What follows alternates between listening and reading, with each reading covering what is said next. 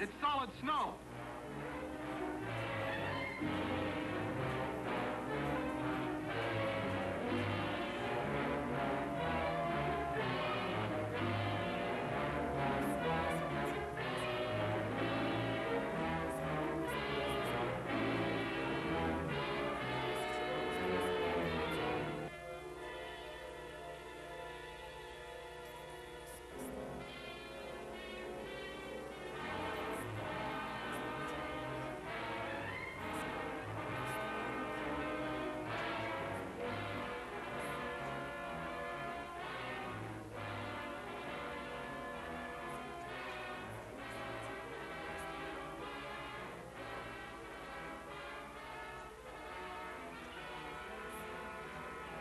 Couldn't have felt more lonely if you had cracked up on the moon.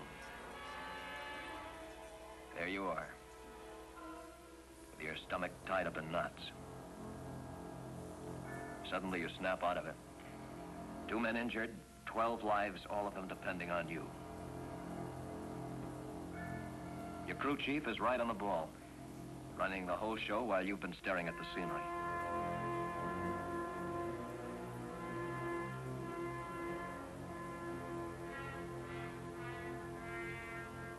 We were flying a plane load of airmen.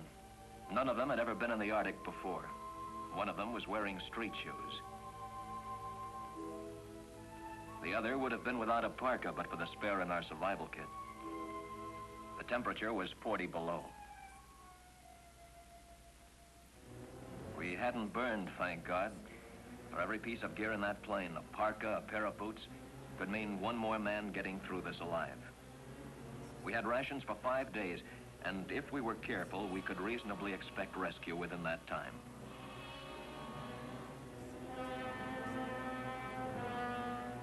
When there's a storm approaching and 12 men need shelter fast, fighter trenches are the only answer. You lay them out in hard-packed snow with their entrance on the lee side out of the prevailing wind.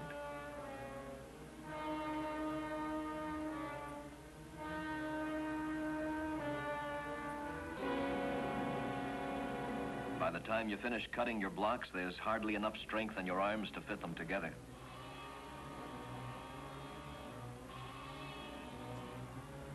You have to force yourself not to be careless, not to ignore the little details like chinking in the cracks.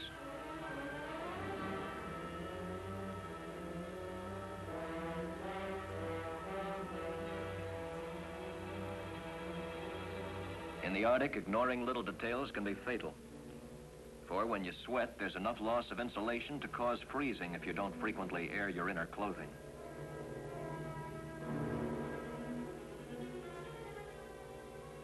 You are your own worst enemy in a spot like this.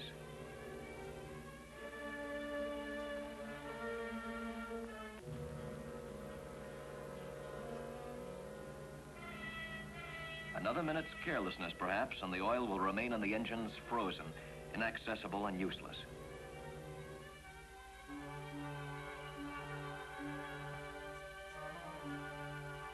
It must be drained while it's still warm enough to flow.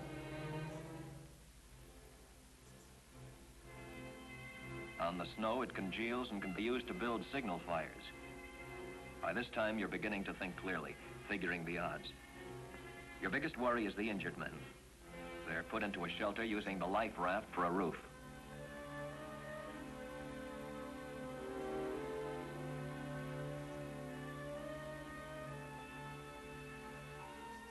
Snow blocks and anchor points cut into the snow hold it securely.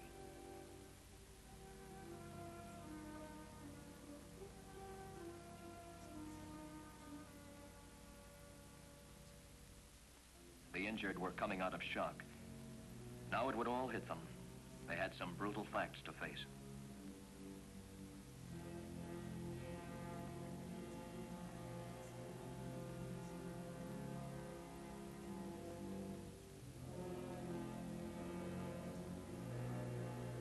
Mac was reading my mind.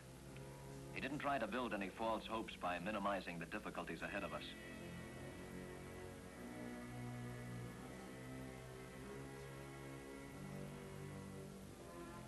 One problem he could solve, however, was smoking when the cold tobacco dried out and cigarettes fell apart. The trick was to wet the lower end.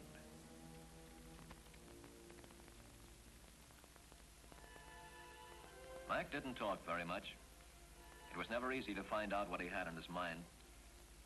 But he always seemed calm and confident, like he knew exactly what he was doing. And come to think of it, maybe he's right. Perhaps there's not much you should say when things aren't exactly going your way. Perhaps it's best to put tomorrow out of your mind and take each hour as it comes.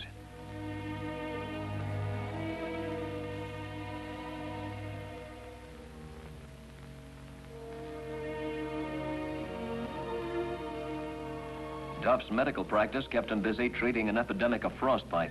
The cause was carelessness, and the cure sometimes painful. Body heat slowly thawed out the injury, and sulfa prevented infection and possible gangrene.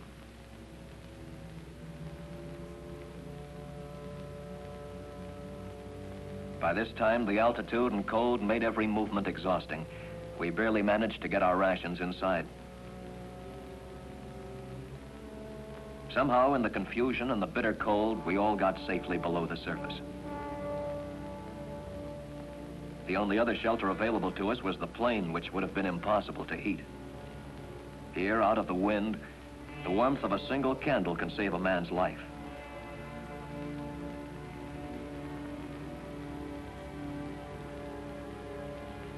And the little wooden match you need to light that candle is no longer carelessly, thoughtlessly thrown away.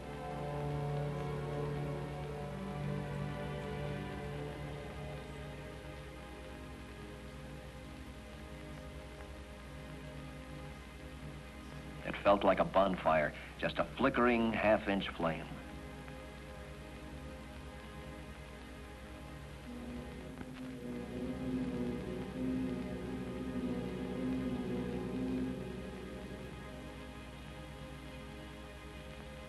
Two air holes, one on top, the other down low, both angled away from the wind, provided enough circulation to keep the candle going and carry out the deadly carbon monoxide.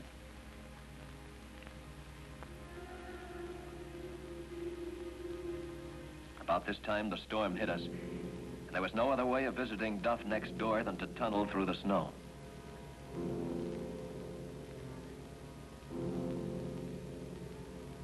Duff pretended that he enjoyed being surprised, and just seeing him smile did me good.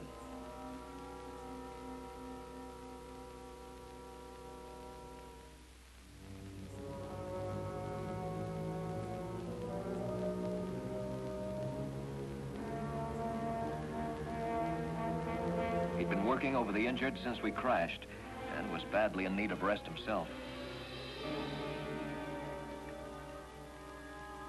He'd done a fine job. The shelter was so warm, the snow melted faster than you could brush it off. And despite their pain, the men seemed to be resting comfortably.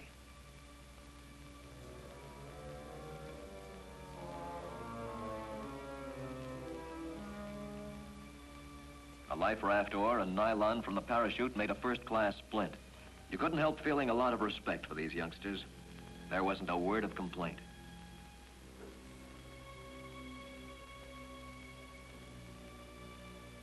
Duff was exhausted and like a man moving in a dream. He kept himself busy making hot tea, cooling the metal edge of the cup with snow to keep it from burning their lips.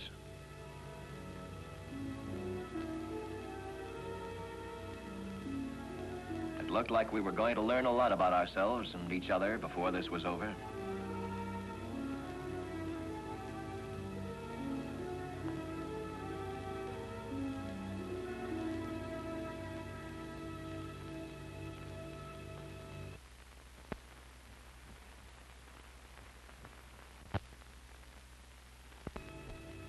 We were both too keyed up to sleep, and we spent the entire night wondering what the other men were doing in their shelters.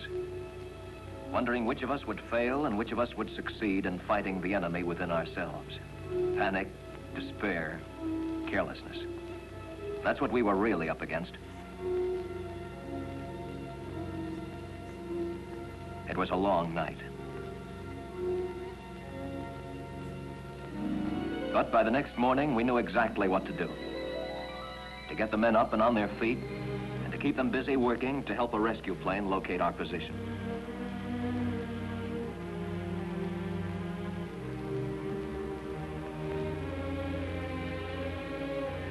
And most important of all, to train each and every one of them in the vital skills they need to survive. The buddy system was used to lick our frostbite problem. The men would continually check each other for those dull, whitish spots of frozen skin. If you're fast, you can thaw them easily with the gentle pressure of a warmed, dry hand.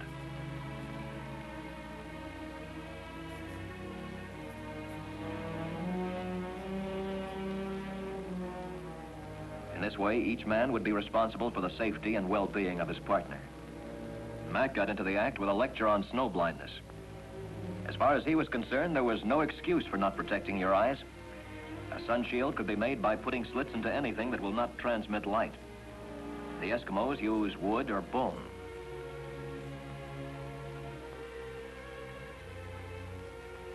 An extra pocket sewed inside a parka can keep you alive if you're stranded away from camp.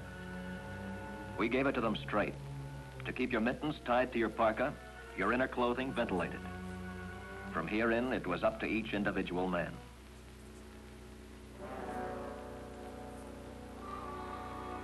It was impossible to ground the radio, and we all knew that our signal was too weak. Yet somehow no one said a word about it.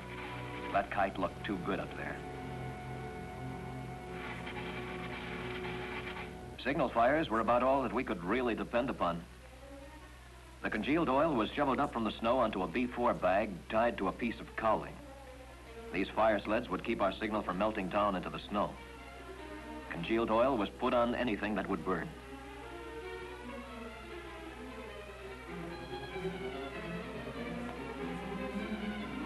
Even an old parachute bag was used. The fire sleds, the Very pistol, and other signal gear were stored in the plane, ready for use. We even put the sun to work for us. The international distress signal, the letter I, was marked in the snow with blocks placed at right angles to the sun's path. The heavy dark shadow would be more visible from the air than anything else we could have placed on the snow.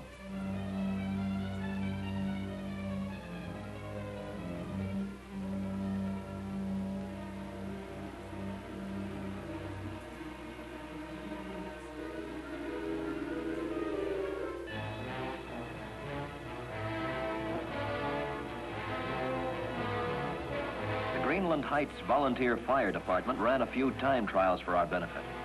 They would be continually on the alert, ready for action on the first sound of an approaching rescue plane. It made all of us feel pretty good to see them practice. On each rehearsal, they cut precious seconds off their previous record.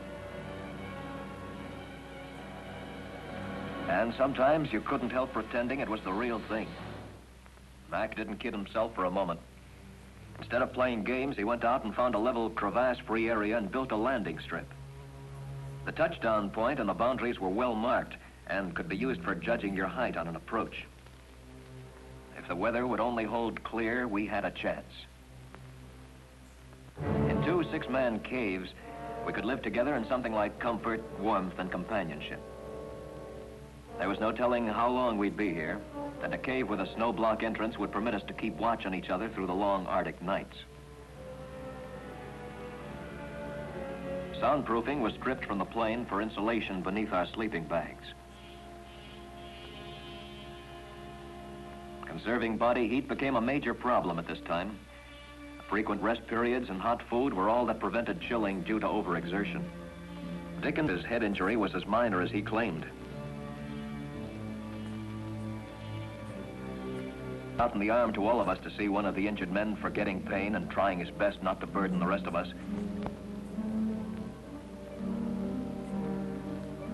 We never knew until much later how serious his concussion was.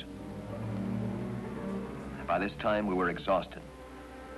The snow blocks that sealed our entrance felt as if they were made of concrete. But no one argued that it wasn't worth all the hard work. Compared to our fighter trenches, we were living at the Ritz.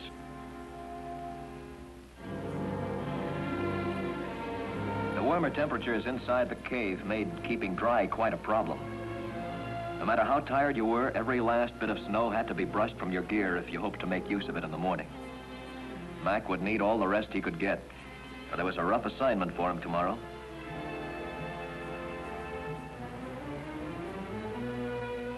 He took care of his clothing as if his life depended on it, not overlooking a single trick that would keep them warm and dry. Mac knew exactly what we were up against, and the strain was beginning to show.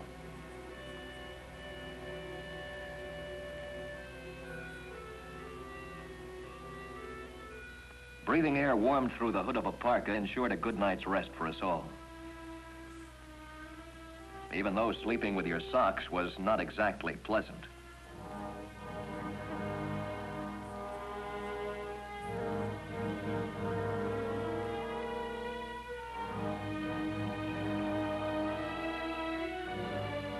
Beneath the snow, there was little chance of hearing an approaching plane. In the cave, the howling wind was but a whisper. So, 24 hours a day, we took turns standing watch at a listening post.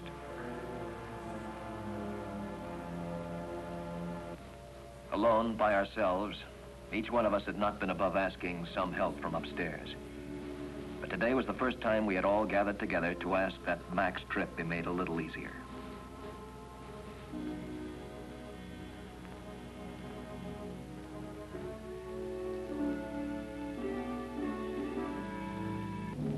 We had to get a ground for our radio, and not too far away was a Nunatak, a mountain jutting up through the ice and snow. Rocks and bare earth were visible, but there was no telling how many miles away. We could only guess at the nature of the terrain these men would cross, and for safety, they roped themselves together.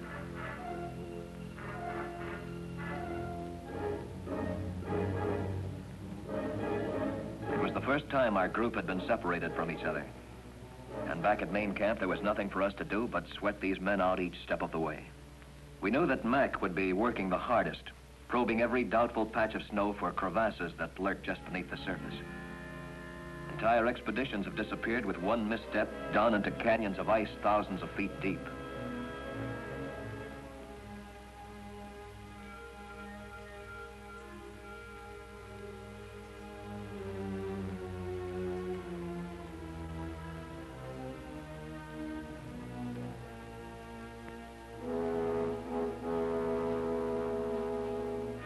It was the cargo door sled that made this whole trip possible, for it carried the supplies and equipment that would soon prove so invaluable.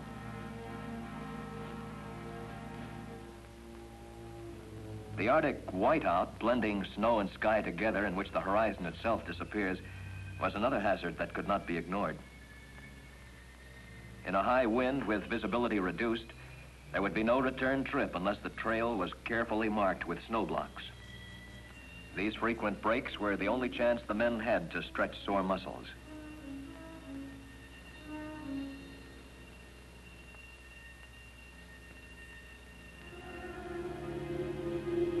While Mac built the markers high enough off the snow to be seen from a distance, the men had a chance to shake off the accumulated hoar frost. Each marker was spaced so as to be visible from the one that followed.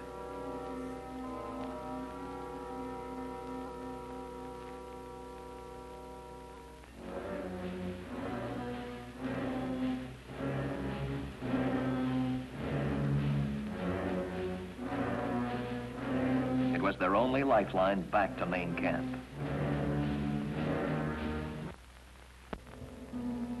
Another means of telling direction are the ridges or sastrugi that are sculptured by the elements and always run parallel to the prevailing winds.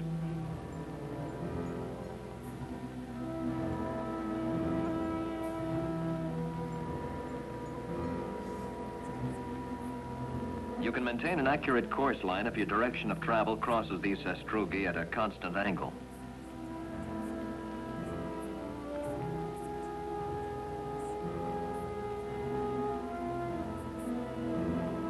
The first half of the trip was an old lady's walk.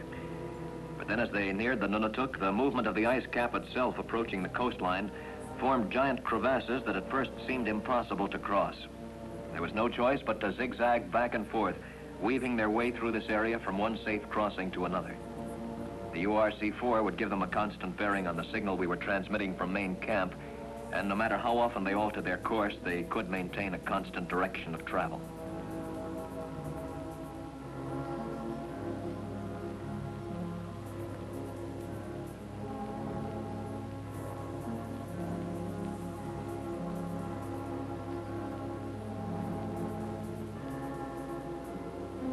moving with the narrowing crevasse, they soon found a place they could jump across.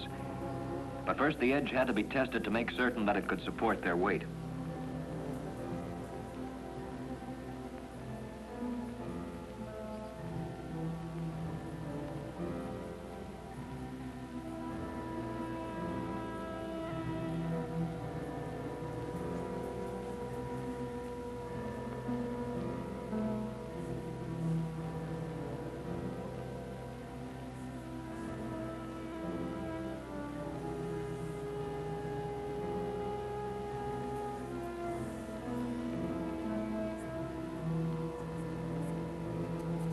To keep the parachute harness from cutting off circulation in their arms, the sledmen were changed frequently. 1 hour out of every 4, each man pulled his share of the load.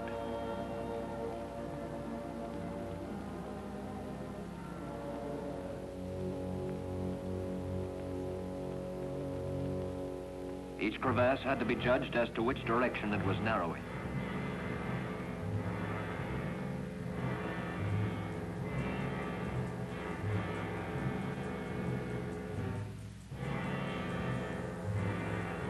Often the wind and the movement of the ice formed snow bridges that would support their weight.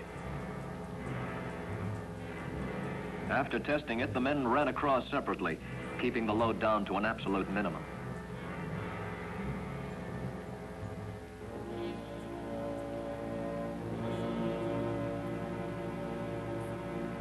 They were tiptoeing around on the rim of hell, never knowing when the surface would suddenly give way. They would come face to face with eternity. Carefully, gently, you can back away from your fate if the brittle edge supports you.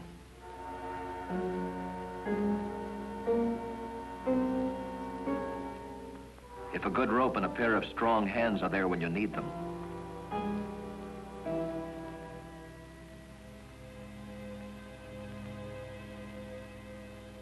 The next step you take suddenly has new meaning for you. Each new marker along the trail reminds you that courage is merely a matter of taking one more step towards your destination.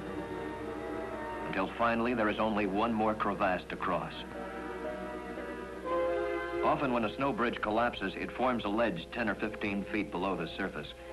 Mac lowered himself down into it with Duff steadying him each foot of the way.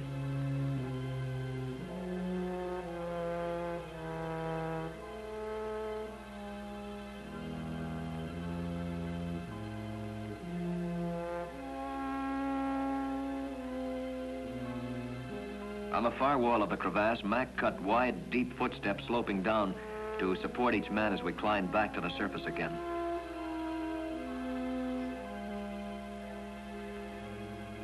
Above our heads, just within reach, several handholds were cut into the ice.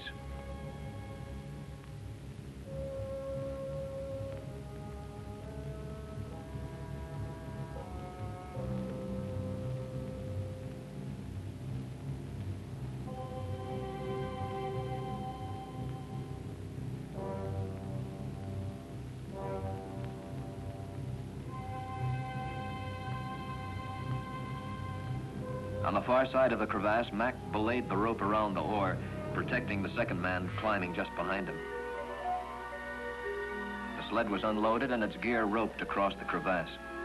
The Gibson girl was not a happy sight dancing on that thin line. They had gone through too much to get the radio this far.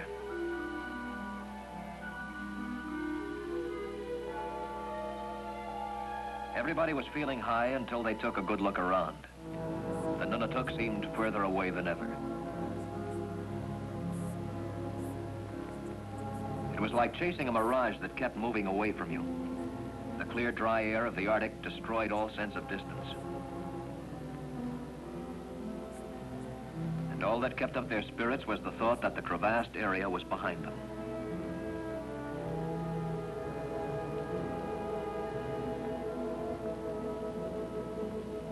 But they were climbing now.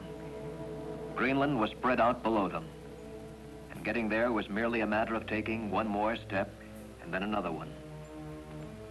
A combination of fatigue and altitude and being close to their destination made them forget their weariness. It was a little bit like getting your second wind. You never know just how much reserve you have until you make use of it.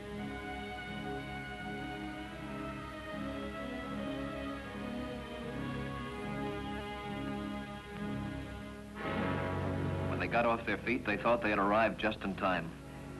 Another foot, another yard, another mile. It made no difference to them now. This was the end of their journey.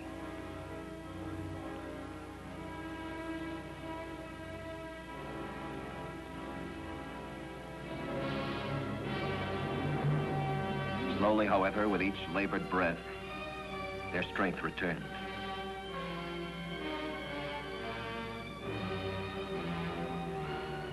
A little patch of bare earth, free of the ice and snow, was all they needed. Now they could transmit a signal that would be heard.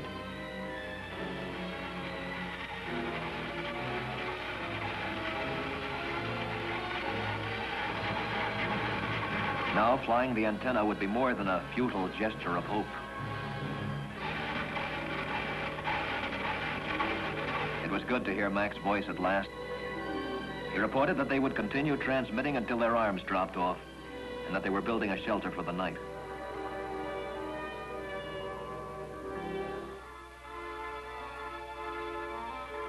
He had other good news as well.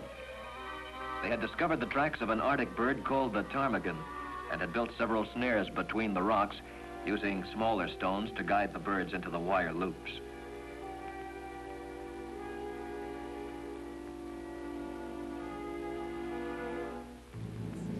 Back at main camp, the thought of fresh meat made trappers of us, too. The most elaborate we could devise was a delightful reception for a polar bear.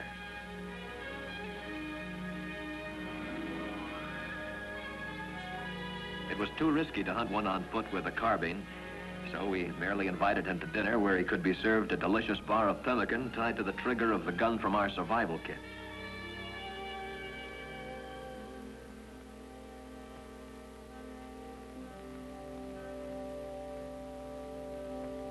The next thing we knew, Mac was back on the radio making two scrawny birds sound like a pair of fat, full-breasted turkeys. The men were returning from the Nunatak as if they had just conquered the world.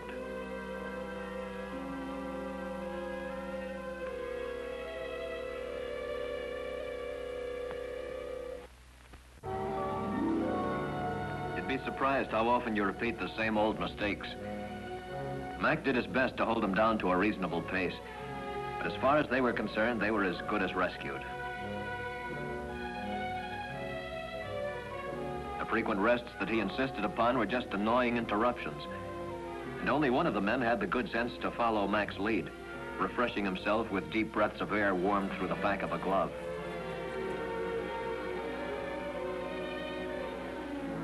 Duff's carelessness had frostbitten his face, and he didn't notice that he was standing on a rotten snow bridge. Duff! Leave that glove alone! Duff! Don't touch that glove!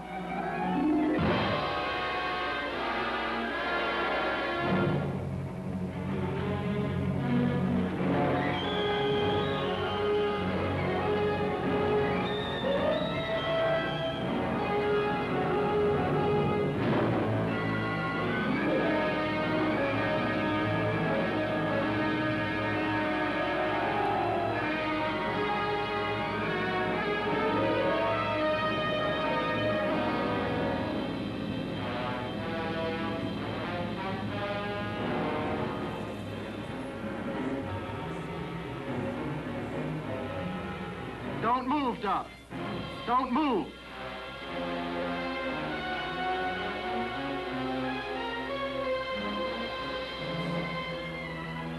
The spare oar prevented the rope from being frayed by the sharp ice edge of the crevasse.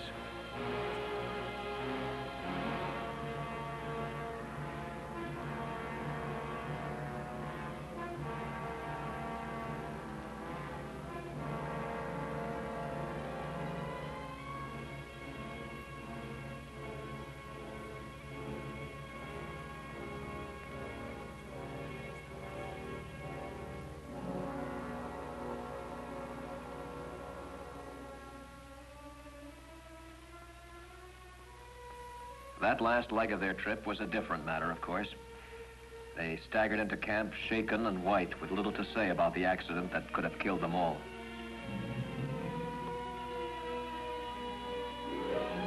There was nothing to do but sit and wait, conserving food and energy. There was a continual fight against wasting our resources, for somehow the men had become over-optimistic. The only cure for this was to keep reminding them that every last bit of gear, even an empty sea ration can, must be put to use. It was a good try on my part, but men who think they're about to be rescued have little interest in collecting candle wax in a tin can to make a stove.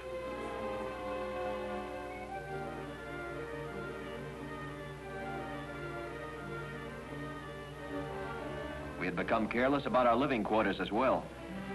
Leaving the Primus stove in one place too long was melting the roof of our shelter. Fortunately, a handful of snow was all that was needed to blot up the melted area.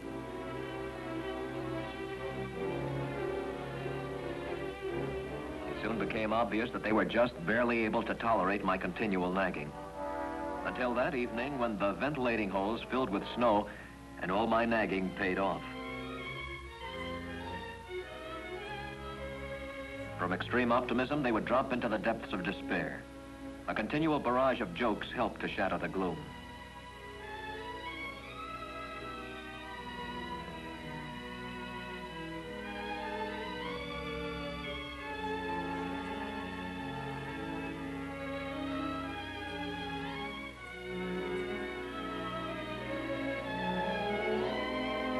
Our most sober moment, however, was when the rations were divided for the day. 6 men to a bar of pemmican was an inescapable fact that could not be ignored or laughed aside.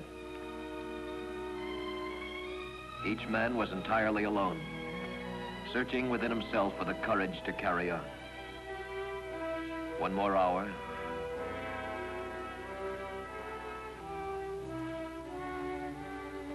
One more day. One more week.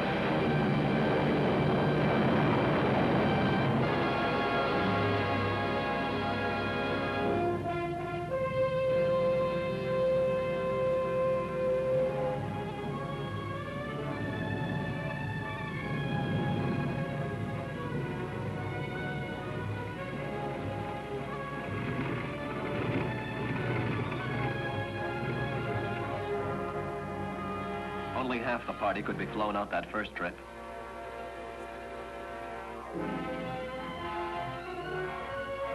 And to my surprise, there was no shortage of men willing to spend another night on the ice cap.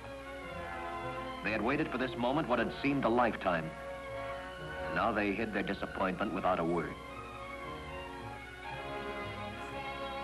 The injured were wrapped in blankets and strapped to their stretchers. There was always a chance of a rough flight home.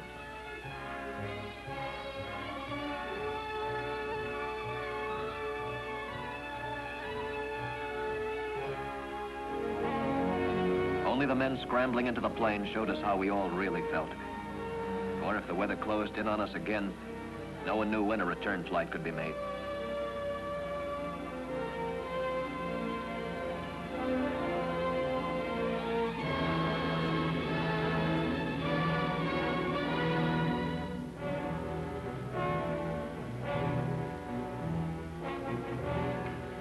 time, however, we would all be here voluntarily.